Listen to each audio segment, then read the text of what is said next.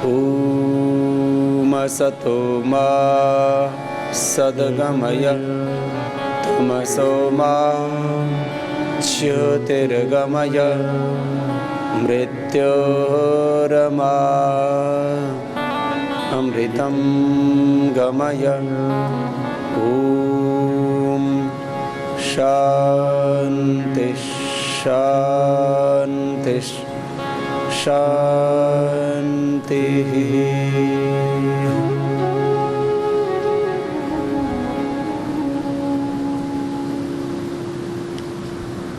प्राणायाम के ध्यान के साधना काल के योगाभ्यास के क्रम में सबसे पहले भस्त्रिका प्राणायाम करते हैं।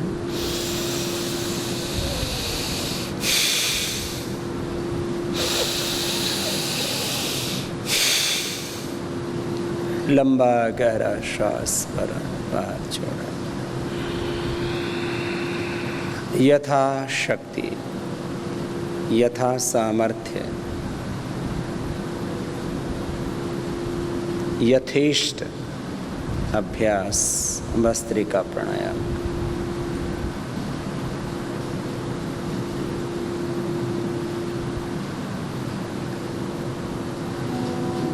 जो रोगी हैं वो सामान्य गति से करें, जो निरोगी हैं वो मध्यम गति से करें, और जो योगी हैं, जो युवा हैं, बलवान हैं, ऊर्जावान हैं, वे तीव्र गति से भी कर सकते हैं।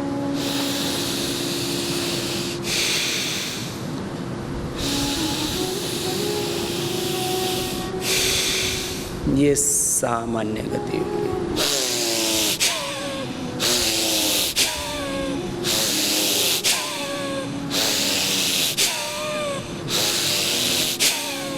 ये मध्यम गति हुई और अत्यंत बलपूर्वक करना।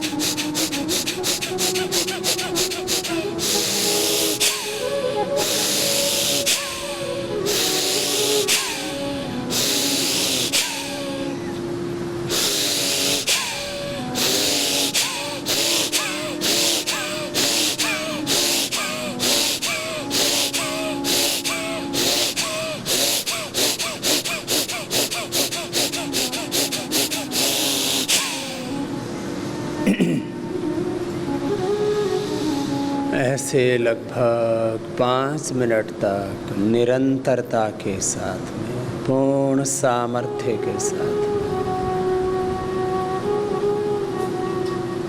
पूर्ण वेग के साथ, तीव्र संवेग के साथ में जब हम प्राणायाम का अभ्यास करते हैं,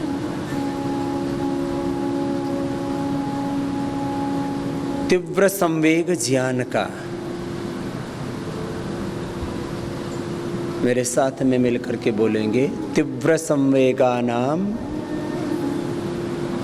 आसन्नाः।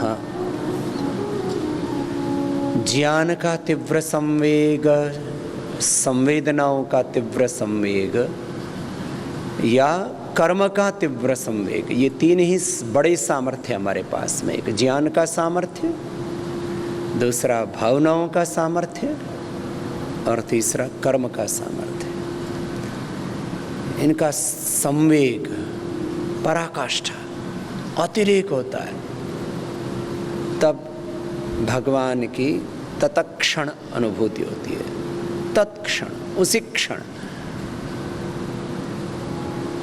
ज्ञान का अतिरेक, संवेदना माने प्रेम, समर्पण, भक्ति, श्रद्धा का अतिरेक, कर्म का, पुरुषार्थ का, सेवा का अतिरेक। भस्त्रिका के बाद अब कपालभाति प्राणायाम का अभ्यास करते हैं। सामान्य गति रोगियों के लिए, मध्यम गति निरोगियों के लिए और तीव्र गति जो पूर्ण योगी हैं, पूर्ण युवा हैं, पूर्ण ऊर्जावान हैं, पूर्ण रूप से बलवान हैं, वो तीव्र गति से भी कर सकते हैं।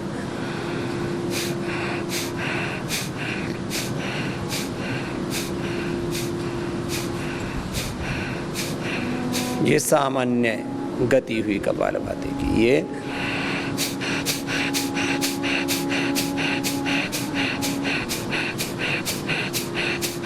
मध्यम गति और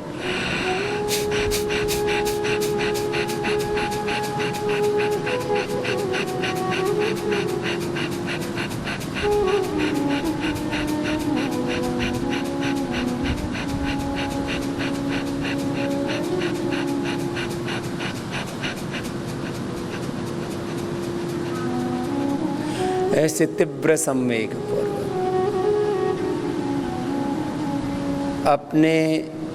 अपने सामर्थ्य के अनुसार ऐसे करते रहेंगे।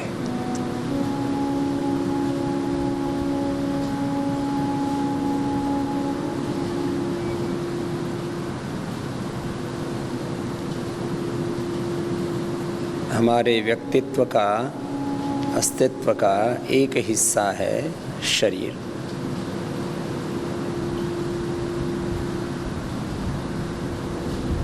इस शरीर को समग्रता से जब समझते हैं तो इसमें है 5 ज्ञानेंद्रियां, 5 कर्मेंद्रियां। शरीर से, कर्मेंद्रियों से, ज्ञानेंद्रियों से, अंतःकरण चतुष्टय से, आत्मा से,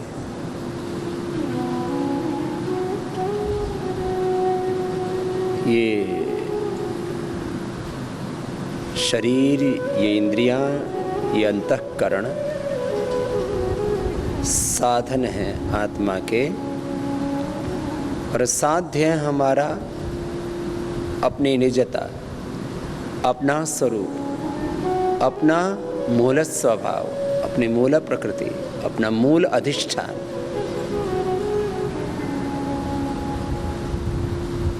अपनी निजता से अभिप्राय है, अपने मूल स्वरूप से, मूल स्वभाव से, मूल प्रकृति से अभिप्राय है।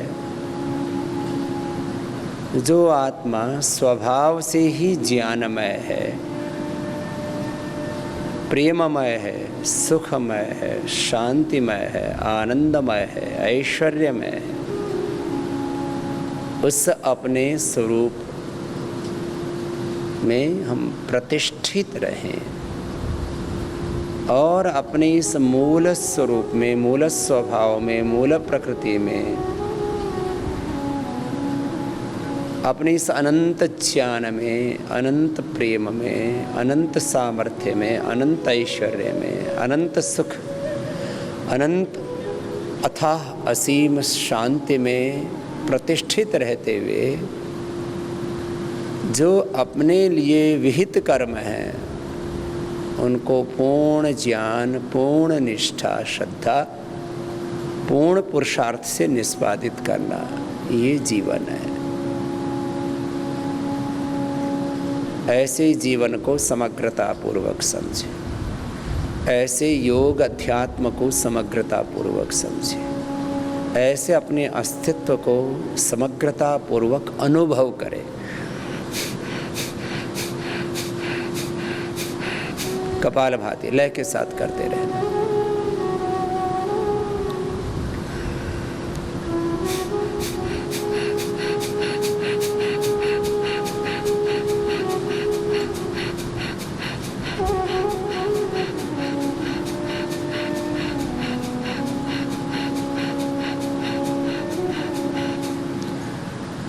अष्टांग योग के पालन से हठ योग की, ज्ञान योग, कर्म योग, भक्ति योग की, या एक वाक्य में कहें तो संपूर्ण योग की सिद्धि हो जाती है। अष्टांग योग को ही शास्त्रों में ज्ञान योग, कर्म योग, भक्ति योग, अष्टांग योग को ही राजयोग कहा गया है। अष्टांग योग में ज्ञान योग, कर्म योग, भक्ति योग, हठ योग, सारे योग समाहित है। शब्दांतर से अष्टांग योग को ही राजयोग कहा गया है। शब्द का भेद है मात्र, तात्पर्य एक ही है। उर्दू में बोले तो जुबान का भेद है।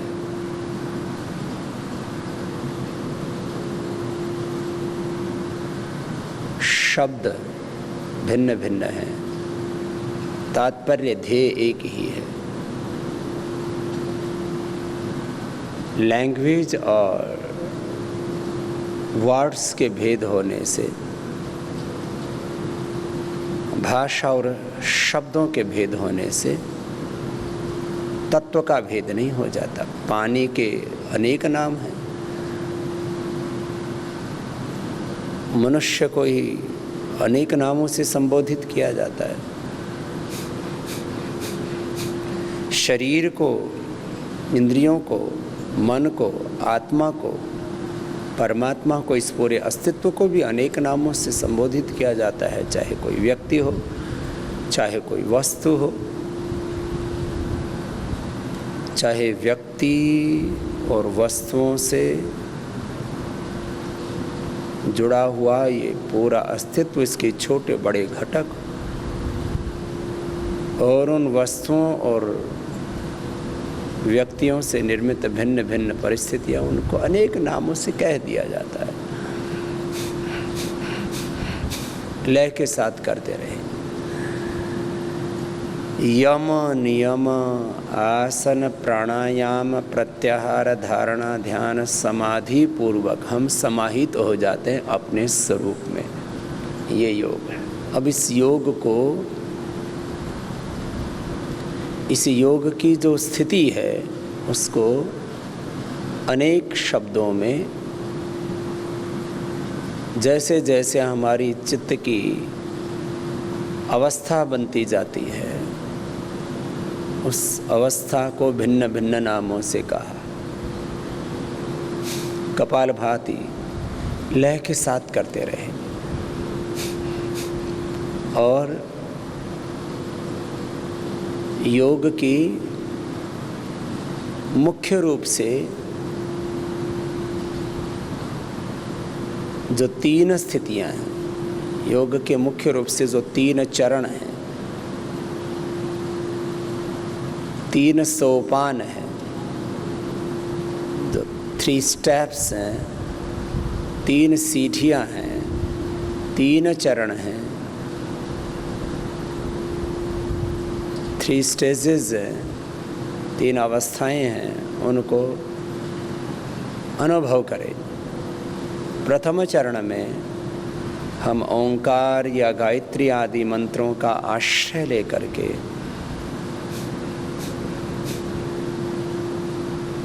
उनकी अर्थ भावना पूर्वक भगवान में प्रतिष्ठित होते हैं। तस्य वाचकः प्रणवः तज्जपस्तदर्थ भावनम्। ओंकार या गायत्री आदि मंत्रों का आश्रय लेकर के अर्थ भावना पूर्वक भगवान में प्रतिष्ठित हो जाना, भगवान के एकत्व में समाहित हो जाना, तल्लीन हो जाना, तद्रूप हो जाना, एक रूप हो जाना।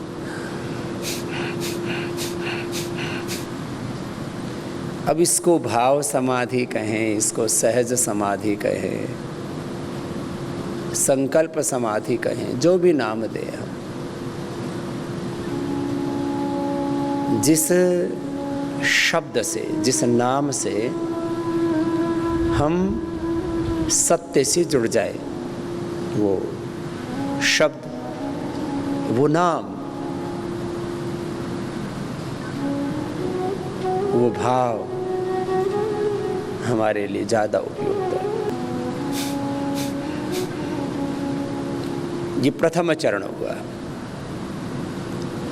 ओंकार या गायत्री आदि मंत्रों का अर्थ भावना पूर्वक जप करते हुए जो शब्द, सब मंत्रों का, जीव जगत का, जड़ चेतन का, व्यष्टि समष्टि का, पिंड ब्रह्मांड का आश्रय है, आधार है, उस भगवान के साथ एकत्व स्थापित करने के लिए, चित्त वृत्ति निरोध के लिए, आत्मबोध के लिए, प्रमाण विपर्य विकल्प निद्रा स्मृति रूप पंच क्लिष्ट वृत्तियाँ और अविद्या अस्मिता राग द्वेष अभिनिवेश, ये पंच क्लेश, इनसे उत्पन्न होने वाले काम क्रोध लोभ मोह अहंकार आदि विकारों का जो विस्तार है, अशुभ का जो विस्तार है, उसको शब्द दे दिए जाते हैं, इनके पार चले जाते हैं।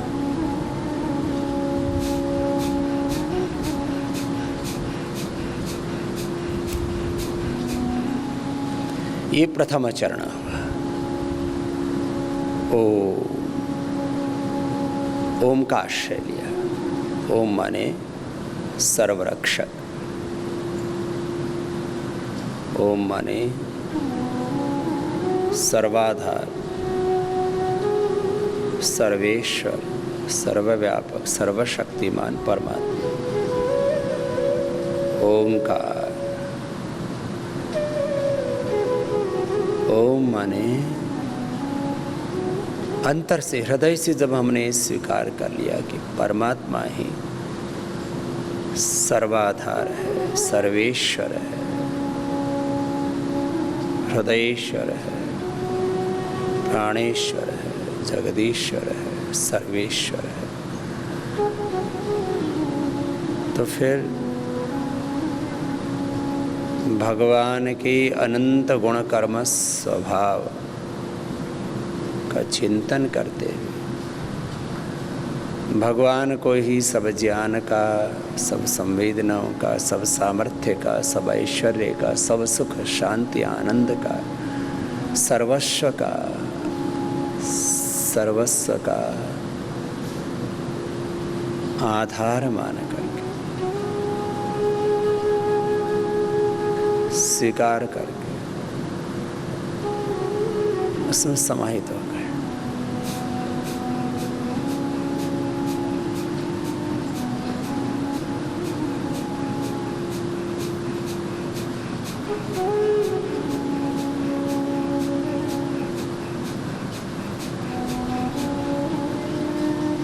तो प्रथम चरण में हमने ओंकार और गायत्री आदि का आश्रय लिया, और फिर जब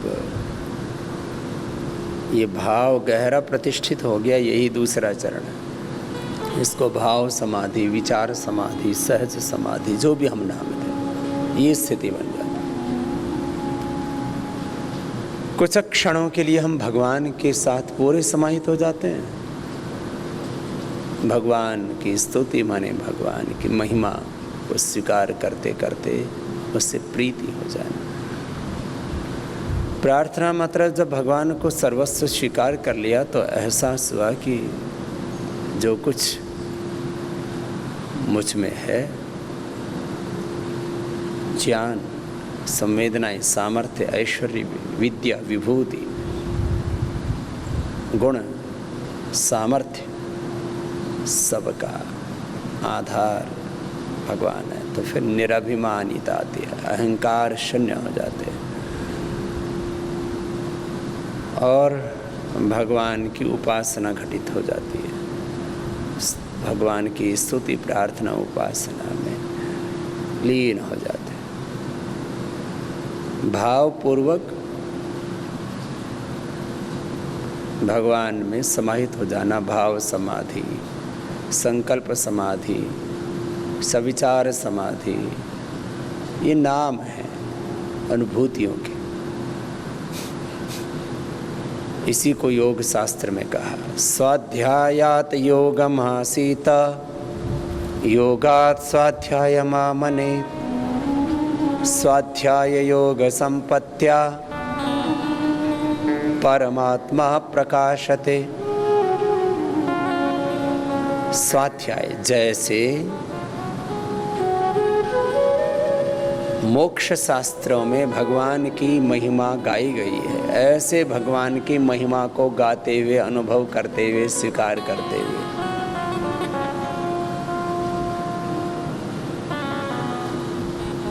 स्वाध्याय के दो अर्थ हैं। एक मोक्ष शास्त्रों का अध्ययन करना, अनुभव करना, स्वीकार करना।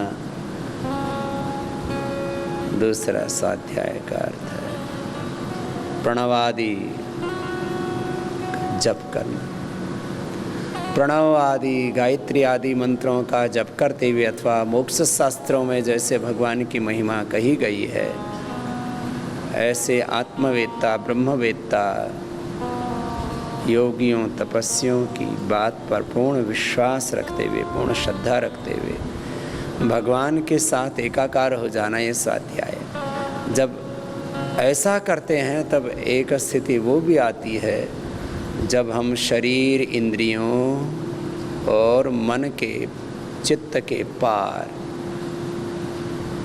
जो अपना स्वरूप है, ज्ञानमय, शुद्ध ज्ञानमय, शुद्ध प्रेममय, सुखमय, शांतिमय, आनंदमय, अपने इस आत्मस्वरूप में, इसी को ब्रह्म स्वरूप का है।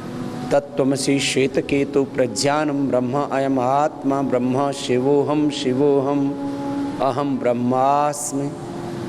इस अपने विशुद्ध ज्ञानमय, प्रेममय, श्रद्धामय,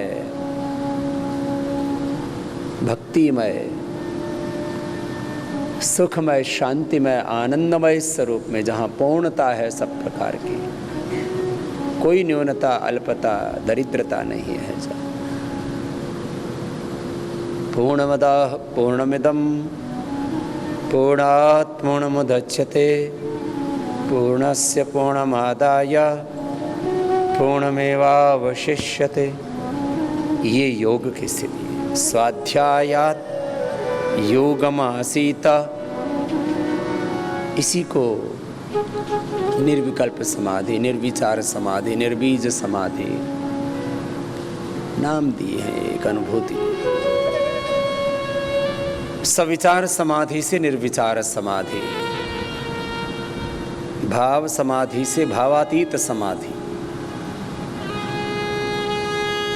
सविकल्प समाधि से निर्विकल्प समाधि, इसी को स्वाध्यायात, स्वाध्याय और योग का। माने एक एकाग्र वृत्ति से प्राप्त भाव चेतना और एक निरुद्ध अवस्था, क्षिप्त मूढ़ विक्षिप्त एकाग्र निरुद्ध, यही तो अवस्थाएं हैं हमारी।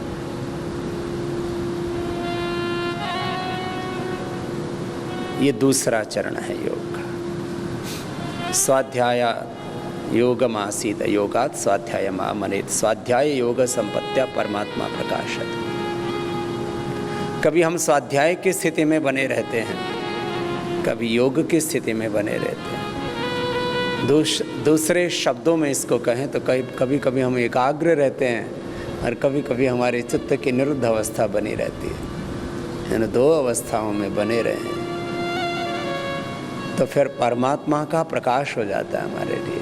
परमात्मा की अनुभूति, परमात्मा का अनुभव घटित हो जाता है। इसी को आत्म साक्षात्कार और ब्रह्म साक्षात्कार कहा है।